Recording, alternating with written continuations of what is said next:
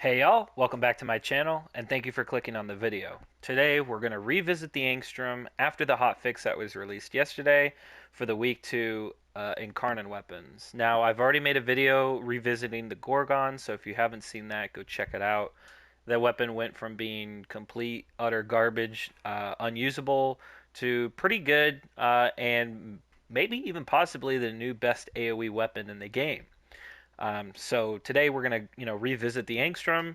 It got a couple changes to its evolutions and the way the projectiles work in the Incarnon mode. So let's discuss. I'm gonna briefly kind of talk about the evolutions again.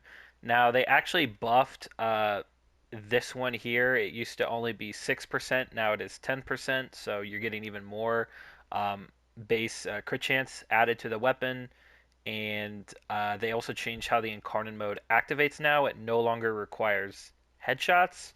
However, the projectiles from the Angstrom have to actually hit the enemy. It can't be the residual explosion triggering the evolution. So they also fixed something that I mentioned in my first review about the reload not working after entering and exiting the Incarnon mode. So they also fixed that, so that's nice.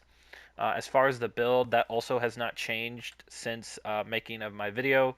I utilize heat and corrosive just because the weapon doesn't really have a whole lot of slash. As you can see, there's nothing slash based, so you're not really going to benefit from viral slash too much here, obviously. So as far as the Riven, as you can see, I have toxin in it, so take the Riven out, put in um, virulent, whatever it's called. Let's see, what is it called? Oh, Virulence, the auto rifle. So Pistol Pestilence, run that. There you go.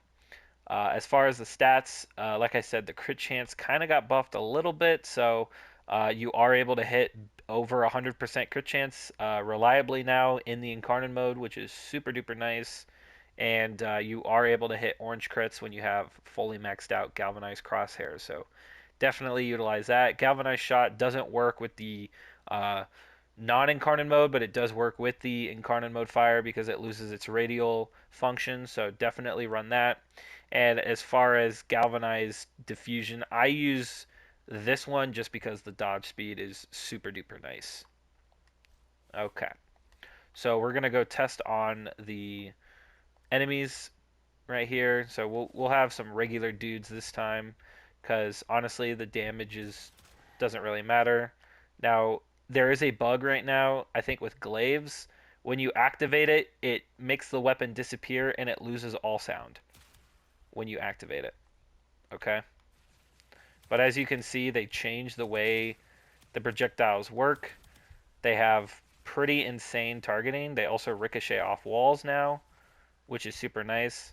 But here I will just shoot them on the body, and I almost got full stacks, and so I'll go ahead and reload. But when I activate, I completely lose all sound. So it's super weird. It's another bug they're going to have to fix. But as you can see here, hitting all headshots, I mean, if I fire one shot, look how it just completely makes a 90-degree turn into the remaining enemies here. But if you actually hit all heads, you can actually hit some red crits too, but just not super duper reliable. Oranges are reliable, but not reds. But here we go. Very, very good damage.